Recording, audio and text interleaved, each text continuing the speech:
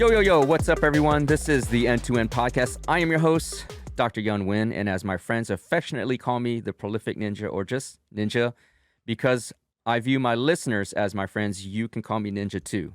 This is the N2N Podcast, the alpha to the omega, the beginning to the end, stacking and unpacking ideas about life, motivation, inspiration, entrepreneurship, drive, and food for thought for this all-you-can-eat buffet called life.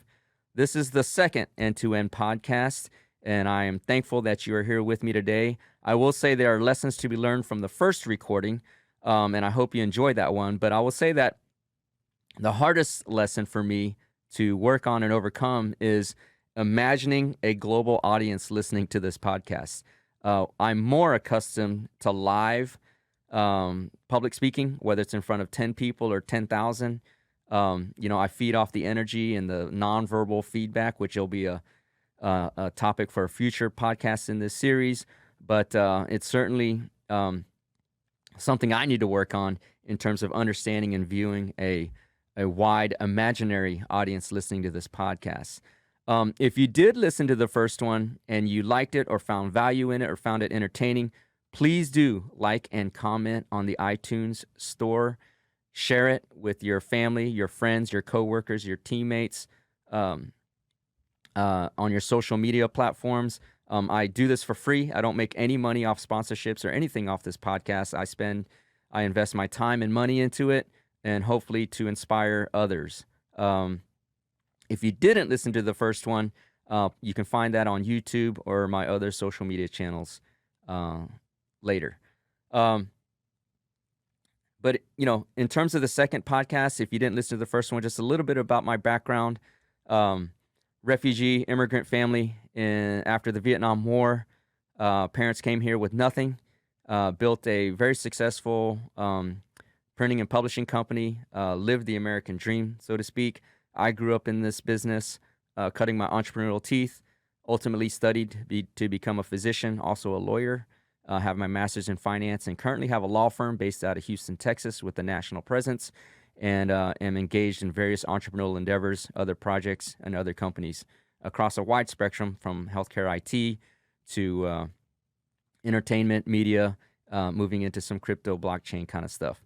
Have had substantial successes, have had substantial failures, but through all of this have learned a lot of lessons, gained a lot of wisdom, and it's that I wish to share with you, and hopefully inspiring you to achieve what is one of the primary goals of this podcast, which is helping and inspiring people to live to their fullest controllable potential. So moving on with the topic of this second N2N podcast, I'm going to share with you today a tool that I use to help me develop how I want to interact or associate with other people.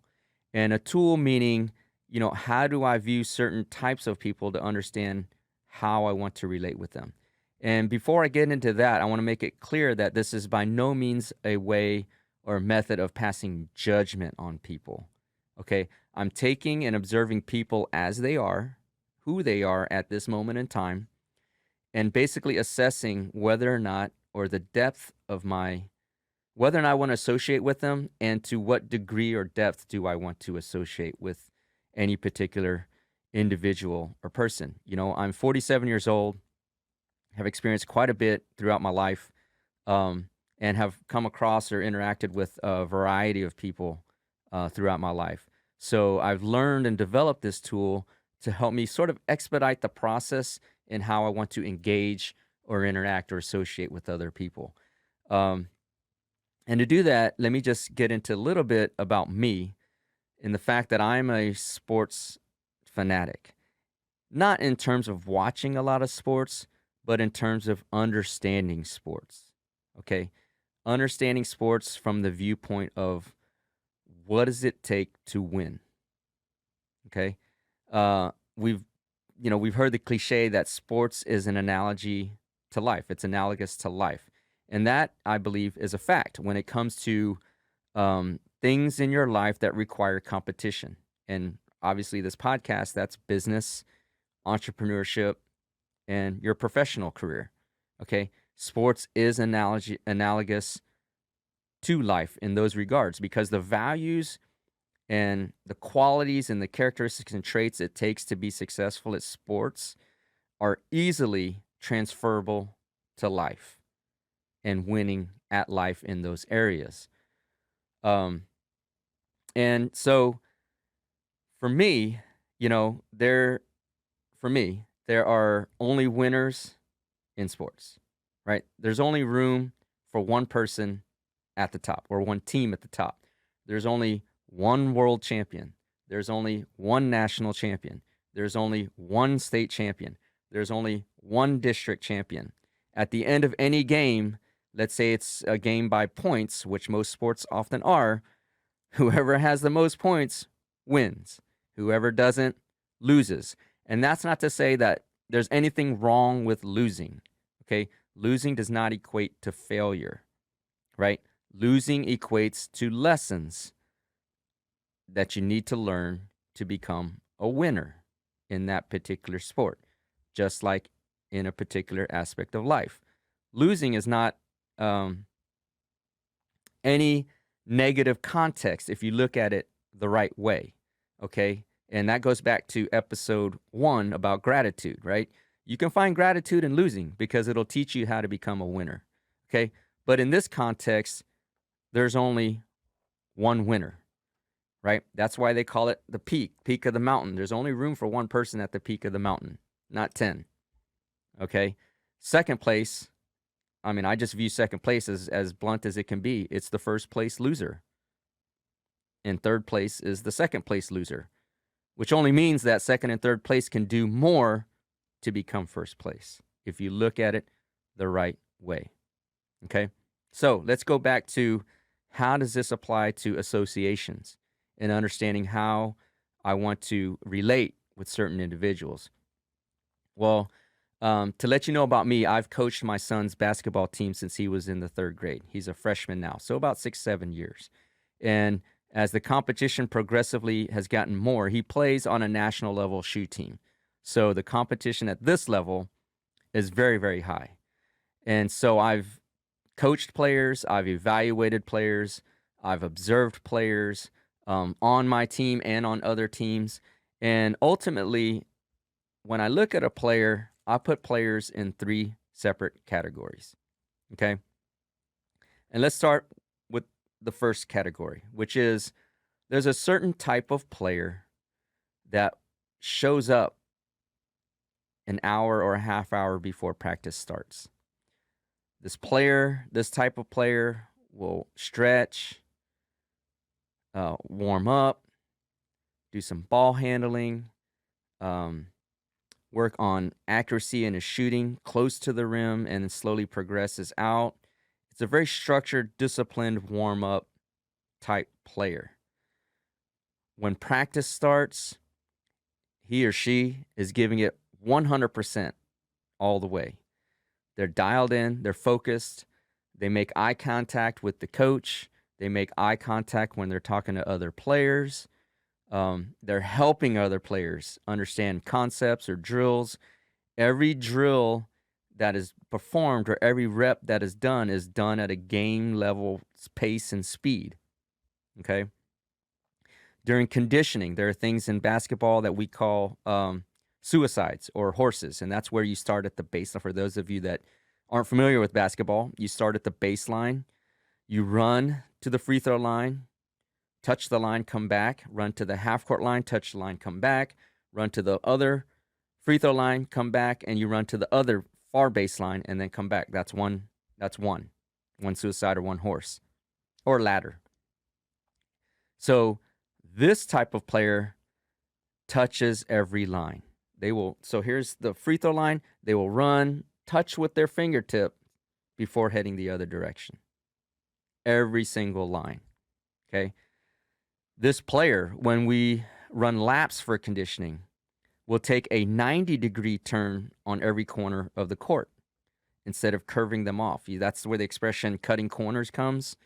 You cut the corner because this player knows that cutting corners will just cheat him or herself. And because of that, they can't be the best player, their fullest controllable potential, and it affects their team, right? So they're 90-degree players. They will make a 90-degree cut at every lap. When practice is over, it's officially over, but it's not over for them. They will stay that extra 15, 30 minutes, 1 hour, putting in extra work, fundamental work, not goofing around. They'll come to me, ask me questions. Coach, did I do the drill right? Coach, what did you mean when you told us about this? Coach, am I putting enough effort in? Am I in the right spots? Am I making the right cuts? Okay, that's that kind of player. Okay, so that's category 1. The second category of player, right, will show up 5-10 minutes before practice, right? Put on their basketball shoes, grab the basketball, and jack up a three-pointer, right? No structured warm-up. Kind of casually takes things as they come. Practices start. Sometimes they give 100% effort. Sometimes they jog and meander around. Sometimes they do the drills with full effort and force. Sometimes they do what I call half-ass it. Sometimes they make eye contact with me when I talk. Sometimes they're gazing off into the stands or, the other team playing on the court. Sometimes they'll tell their teammates what's up. And sometimes they'll just do their thing. When we're running the horses or suicides, they sometimes touch the line. Sometimes they don't. When we run laps, sometimes they cut the corner. Sometimes they take the 90-degree. When practice is done, they'll stay a little bit late, but the 5 or 10 minutes that they stay extra, they're kind of goofing around, right? Not taking it serious. And then they head out. That's the second group of player. And then the third type of player, right, shows up late, right? Practice has started and they still don't have their basketball shoes on. When they're ready, when they feel like it, they engage into the practice, but they're never giving 100% ever, right? They're half-assing it the entire practice, right? They never touch the line on the suicides, and they never make the 90-degree cut on the laps. When practice is done, or as practice is getting to be done, they've already mentally checked out thinking about what they're going to do after practice, right? Practice is done, they are out the door, okay? Yet, that third type of player still expects to play the game, okay? So let's talk out of those 3 categories of players, who gets the most playing time, do you think? Well, if you're really listening, obviously it's the first guy, the first group of players. They're the ones that the coaches will entrust to handle the game. Okay? And the guy that's going to get the least amount but thinks they deserve the most amount of playing time will be the third guy. Okay? So I categorize these players, just as I do in my business context, of 3 types of people. Okay, and we'll start with the third type of guy. That person I call the show-up guy. They show up expecting a result by just showing up. Okay? That middle group of guys that are sometimes there and sometimes not, I call those guys the just enough kind of guys. They will do just enough where they think they deserve the playing time. Okay? Now, the most important guys on a team, and hopefully you got these people as friends or coworkers, I call those guys the what else kind of guys, because they are always thinking about what else they can do to become better. So when you're talking about playing time, and if we're talking in real terms, the analogy to life or the business life, the ones that get playing time and the ones that are successful are the what else kind of guys, right? And in basketball, this is what happens. This is what really happens, okay? As the levels progress, just like in business, as you get closer and closer and closer to the top, that competition gets tighter and tighter and tighter and tighter, right? Where the teams or the businesses with the most what else kind of guys, those are the companies and teams that are the most successful. Okay, and why does that happen? Well, let's think about it in terms of basketball. There's only a certain number of players on a roster. It could be 10, 12, 14 players, but let's just say 14 players. And so you start with a few what else kind of guys, a lot of just enough kind of guys, and a few show up kind of guys, right? And as the team gets some success or not, a coach will constantly be looking to recruit more what else kind of guys, right? So either the player at the end of the bench, the show up guy, either decides to move forward to become a what else guy, or what happens? A coach finds a what else guy, puts him up front, the show up guy falls off the team. Okay, and that's what happens as you progress up the ladder of success. The more what else guys get on the bench or get on the roster, more show up guys or just enough guys fall off the organization. Okay, and that's in business too. It happens. Jack Welch, the late CEO of GM, right? He had a philosophy on employee evaluations, and you're talking about tens of thousands of employees across the organization. I'm sorry, not GM, GE. The bottom 10% would just flat out get fired, and he would fill them in with more people. And every year, the bottom 10% get cut, until ultimately you have that full organization of what else type people.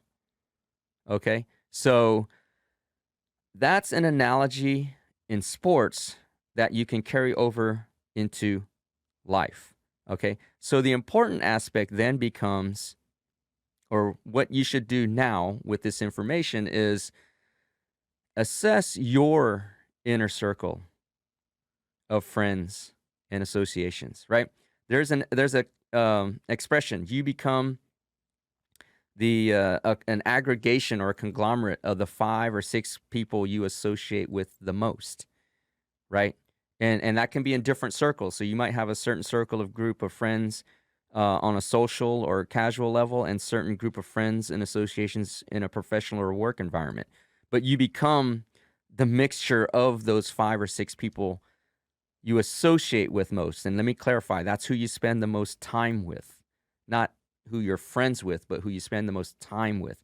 And why is that? Because over the course of time, subconsciously, you're taking in mannerisms, okay? Body language, gestures, facial expressions, tone of voice, means of communication, dialect, lingo, jargon. You become a mixture of those 5 or 6 people you spend the most time with. And similarly, you are giving off that to that circle of friends for that person. Okay, so that's why it's important in understanding these associations and what types of people you interact with, how that can be crucial to how successful you can become, as I say, in fulfilling your greatest controllable potential. So the exercise through this would be then evaluate and assess who you hang out with. Okay, are they a show up kind of person, show up and expect the outcome? A just enough person, minimal effort, trying to get the maximum reward? Or are they a what else kind of person? Okay, with the idea, at least in a business or professional setting, surrounding yourself with as many what else kind of people as possible. Okay, now on the flip side is, how are you being viewed, or what kind of category of person are you to your associations, right? Are you viewed as a show up, a just enough, or a what else? Because similarly in sports as it is in business, in any competitive environment, the values that make up the what else kind of person are all the values you would want for a successful team or teammate, right? So bear with me, follow me on this. Let's imagine a graph, a chart, right? On the right-hand side, categorically is the show up kind of person. The middle is the just enough. And on the left side would be the what else kind of guy. If you charted effort, it would be an inclining slope towards the what else kind of guy. Determination, hustle, grit, persistence, givingness, service, all of that inclining slope towards the what else kind of person. Except for the one major factor or one major trait that you don't want in an organization or an association or as a part of a team from a business standpoint. That's entitlement, right? Entitlement. And that's a negative slope. So the show up kind of people are the most entitled. Entitlement meaning I deserve something, but not put in the work, right? Right? And that's the definition of entitlement. I deserve something, but I don't need to put the work to get it.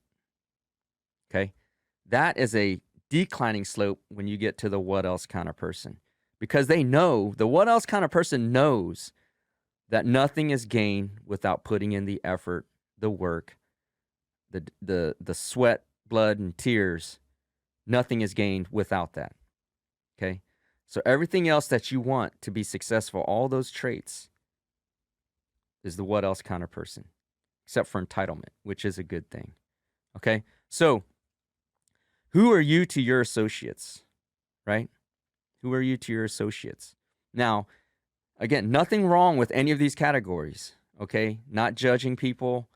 It's just understanding who people are, understanding who you are in the context of this framework. Okay, now the question becomes, is a what else type mentality learned, or is it natural and are you born with it? Okay, it's my firm position that it can be learned if you are exposed to people that have that what else mentality, right? For me personally, again, immigrant refugee family, my family came here with zero, like literally zero money, zero knowledge of the language, couldn't speak English, zero understanding of the culture. Yet, through their what else mentality, they were able to build a successful business. You know, live the American dream, multiple millions of dollars in the 80s. Okay? What else mentality? So I grew up in that environment understanding sacrifice, the definition of sacrifice, hard work, stick-to-itiveness, persistence, a walk through walls type of mentality. And through that, use those skills to become a what else type of person into my youth, adolescent, and as an adult. And I'll give you an example. I played mostly street sports, like just pick up stuff on the streets, back in the days before video games. Okay. But never had any organizational sports exposure. In fact, I didn't even know the rules to basketball or football or any of these organized sports until I got into middle school and high school. Okay. But to give you an example, who made starting point guard of the A team? Okay. Who made starting quarterback on the A team? Who made starting cornerback and strong safety, free safety on the A team? Who was the return guy? The return guy is the guy that caught the kickoff or punts and tried to score the other way. Who was the return guy on the A team? Who was the gunner? So the gunners are the two guys at the end that sprint down trying to make the first contact or tackle on kickoffs or punts. Who was a gunner on the A team? That was me. Why? Not because I knew the game, but because I had that what else mentality. I was the guy that touched every line on suicides. Not only touched the line, but finished first coming back. I was the guy I was the 90-degree guy. I would make sure I made the 90-degree angle cut on laps and not curve the corner or cut the corner, and still finished first. And why is that? Because I knew that if I didn't touch the line or if I cut the corner, I'm only cheating myself. Okay? And if I'm cheating myself, how can I be confident that I would be of value to the team without being the best version of an athlete that I could be at that time, right? And so my coaches knew this. Rules you can teach. These values you have to display, right? And so my coaches knew these things and, put me in the responsible positions because they knew they could trust me to make that extra effort to be the what else kind of guy, okay? So I would highly recommend to take a look at yourself with brutal honesty and understand how people view you. Are you a show up, a just enough, or a what else kind of person, right? And the way to determine that is a simple exercise in any circumstance, any situation, any environment, any dynamic, right?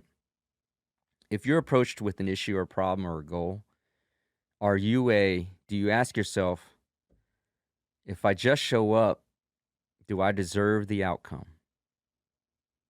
Right? If that's you, then you're a show up kind of person. Nothing wrong with it, but you can't expect the success that you want or may want as that kind of person, right? Do you ask yourself, what's the least I can do to get the outcome that I want? All right? That's just show up mentality or a just enough mentality. Let me do the least amount of effort to get the outcome that I want. Okay? Or do you ask yourself, what else type questions? What else can I do to get an outcome greater than I expect? What else can I do to be more of service for others to help them become more than they expect? Right? What else can I learn to change the limitations on the outcomes that I expect? Right? It's always a what else situation. Right? That will help you reach your fullest controllable potential. Just a simple question you ask yourself each and every time. Okay? Again, not judging, not to say one's better than the other, only observing and taking people as they are and helping you define how you want to associate with these people and also defining what type of person you are that people want to associate with you. I guarantee you, if you become a what else kind of person, you will get that job promotion. Okay? You will fulfill your career goals. You will, if you're an entrepreneur, have a successful business. Because it's that what else, the margin between good and great is so fine, it's that what else mentality will put you over the top. Okay? So, that's episode number 2. What else can you do?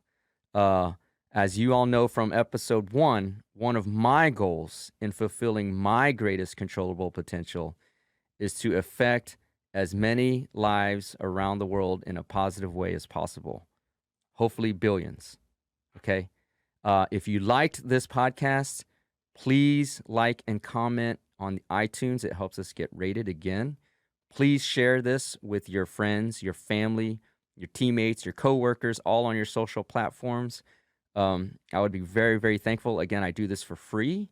To learn more about me, you can go to, from a kind of a broad perspective and all the things I'm involved with, you can go to the Prolific, PROLIFIC,